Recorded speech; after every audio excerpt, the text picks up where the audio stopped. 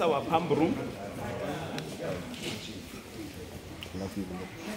Okay, this is our pump room where we mix our fertilizers, because in hydroponics, whenever you irrigate, you fertigate, because the growing medium that we have does not have nutrients, none whatsoever. So whenever you send water that side, you must make sure that it's full of nutrients. So what the nitrogen machine or the fertigation machine does, it pulls a certain dose from the first tank, which is the A tank, the B tank, and the C tank, and the acid tank. The acid tank is all about regulating the pH, because now in order for nutrients to be available to your plants, the pH level is very important. So this is the machine that does that. It pulls and pulls, and then it mixes with the water that is coming out from the reservoir outside there. And then when it has reached the necessary pH or the set pH, and the EC, it sends to the field. That's our irrigation. And also for the misting system, we are using, because when it gets extremely hot, we use about 10,000 liters in 1 day on the misting system. So what we are using, we are not using municipal water, but we are using rainwater for the misting system. So we harvest rainwater, we store it in these tanks, and we use it to mist our greenhouse to keep against the extreme temperature. Okay, so also the thing here, the machine over here is for pest control. Yeah, but our application of pest of chemicals is minimal, because we are able to control the climate. For an example, there's certain pests that like hot and dry environment, like it's called the red spider mites. They like hot and dry. So because now we are able to control the humidity, so we have the minimum of that. So we don't spray like other farmers would, who are not able to control the climate or the environment inside. If I may ask, yes, beyond the harvesting rainwater, do you have any boreholes or? We do have boreholes, but we are mainly using the rainwater and the water from the stream. Okay, and the one that you harvest? Yes. Yes. Oh.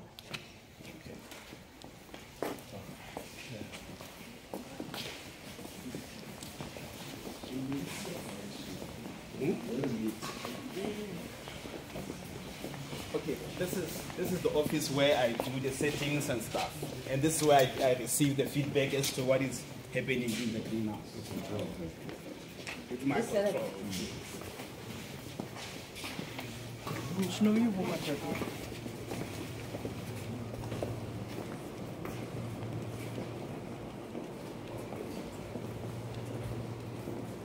So we are from the greenhouse, or we are from the pump house. Now this is the pack house. This is where we do the packaging.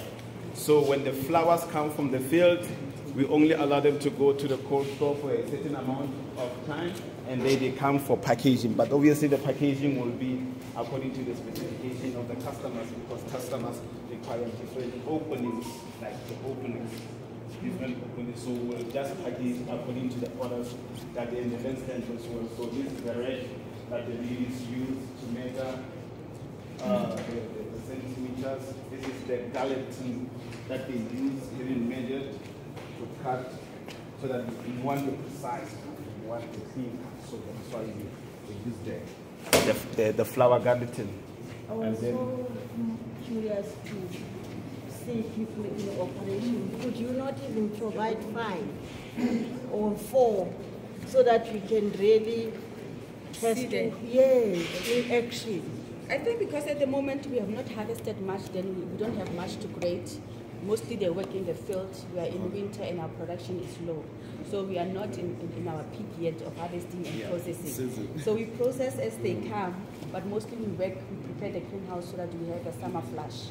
Yes. So that's why you see even in our greenhouse all our plants are low, because we are preparing them for summer, and we have that during that peak hour. Do you have any students or people that you place so that they can be orientated in this industry, which seems to be very attractive?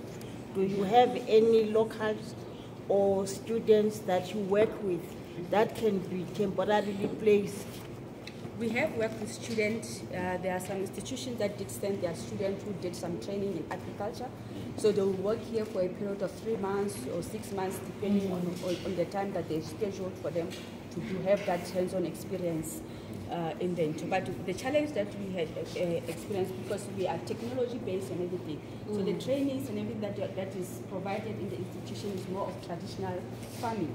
So when they come here, then they're not really doing the technical work, then they just assist the field workers just to get the work experience in this place. Yeah. Why I was asking this question, it is because our department is actually offering NARISEC, and we are calling upon all our agencies and the private sector to participate so that we can spread this type of education and allow them to be able to introduce it in areas where it might not be known and no one will know about it. So in order to open many job spaces for the young people, it would be interesting if you come to that party, that one of NARISEC MEC, so that when we recruit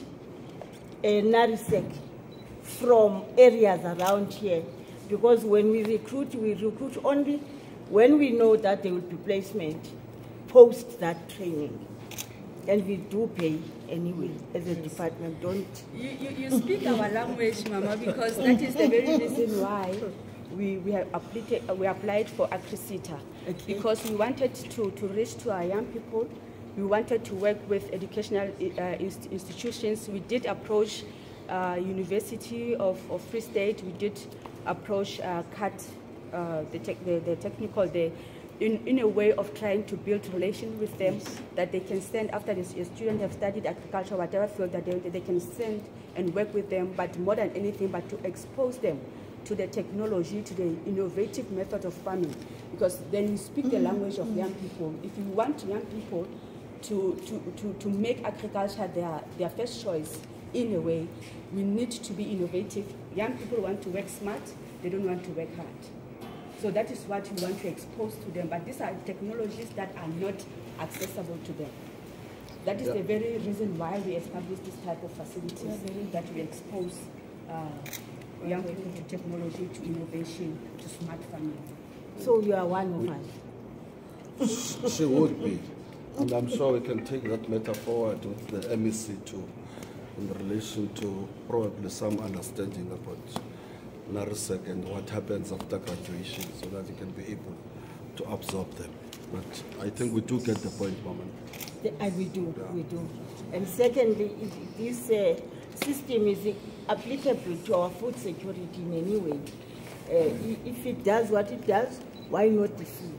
You can plant everything, but because of the amount of capital that needs to be invested, obviously you want to start with your high value crops in order to get some sort of a return on your investment. But the system can grow anything. You customize it, you want to grow potatoes or lettuce or whatever, you can specifically design it. Is there something that we need to see that side? Or is it okay now? It's so cold here. Yes, we can go outside.